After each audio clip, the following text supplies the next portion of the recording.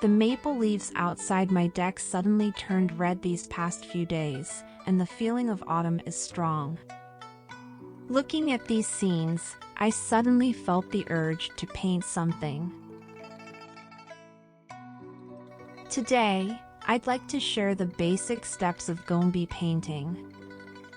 If you're interested, you can find some time to buy a line drawing book and practice creating a Gongbi painting by copying the designs. Before starting, it's essential to prepare the tools for Gongbi painting. First, you'll need pigments, an ink box, and various types of brushes. There are many kinds of Gongbi brushes just for outlining, like the Yuan brush, Yejin brush, and Washikyo brush. But honestly, the names aren't that important if Chinese isn't your native language.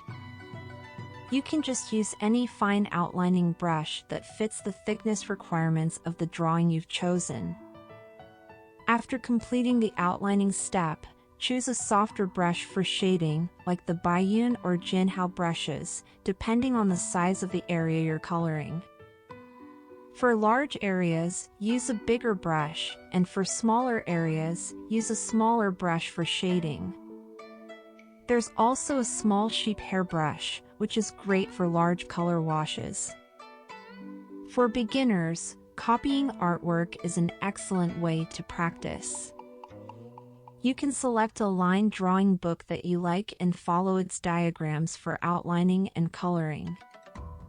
Today, I'm using a book called Elegance in Lines, and I've chosen a relatively simple lotus flower drawing to copy. It's elegant and straightforward, making it perfect for beginners learning Gongbi painting. The first step in Gongbi painting is outlining. Use a fine outlining brush to carefully trace the design's contours, keeping the lines smooth and delicate. This step requires patience, and try not to repeat or make the lines too thick.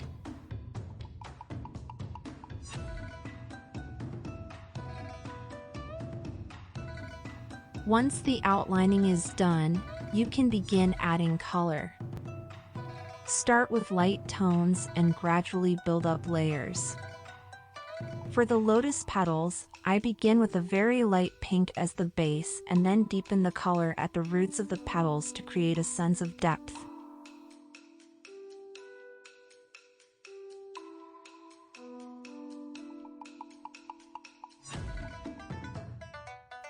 The bird in this design is darker in color, so I start with a light gray base, then gradually deepen the feathers.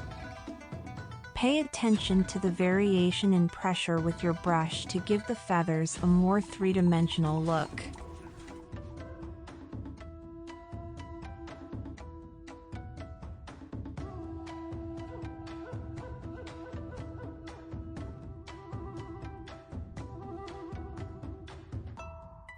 After outlining and multiple rounds of color application, the basic form of a Gongbi painting is complete. Though the process requires patience, as you build up layers of color, the artwork gradually comes to life.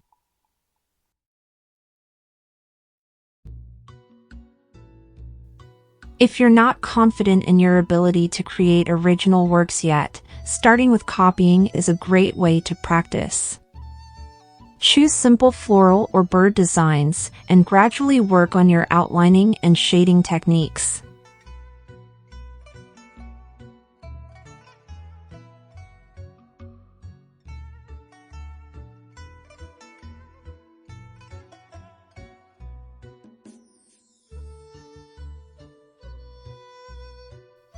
As your skills improve, you can slowly begin creating your own original artwork.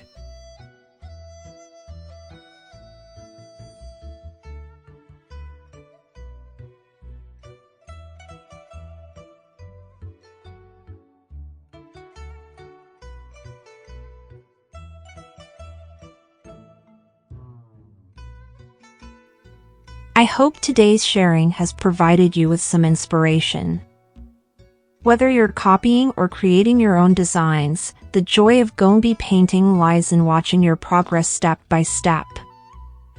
Thank you for watching Eastern Brush, Western Soul, a channel created by a group of Eastern ink painting enthusiasts based in the US. It's a purely interest-based channel where we share many short ink painting videos. If you're interested, feel free to YouTube subscribe and share.